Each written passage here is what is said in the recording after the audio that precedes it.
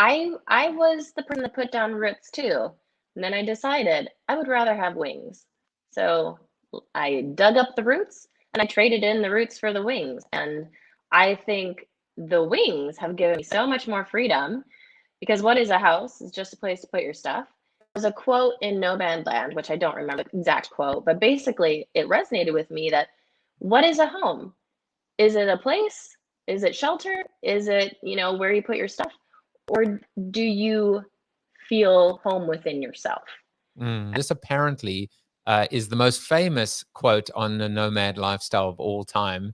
A good traveler has no fixed plans and is not intent on arriving. And that is Lao Tzu. That sticks with me. That really hits here.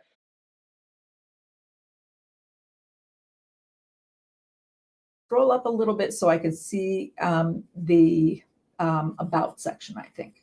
Is this written in basically first person? So yes, is it I was me, going to say that. It's as though you're having coffee and you really want them to know who you are and where you came from.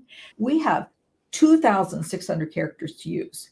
And the idea is to write 2,599. The reason that we want to write to the margins, so to speak, is that when we write a lot, we're naturally using the keywords that are most important to us. When we write about our passions, about who we are, about what we bring, about how we like to serve, we are naturally using our keywords. And when we use our keywords a lot, we're more likely to be found.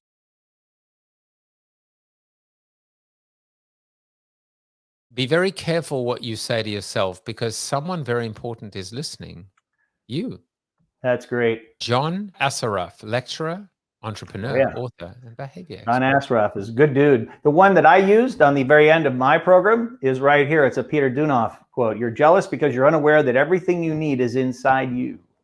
I love that. Very similar quote.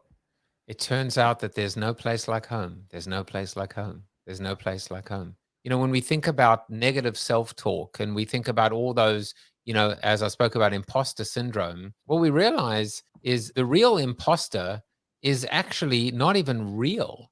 The imposter is an illusion. Ultimately, when we put our heads down, when we think of those mini milestones, when we let the balloon go, we realize that, as I said, that the power was in us all along.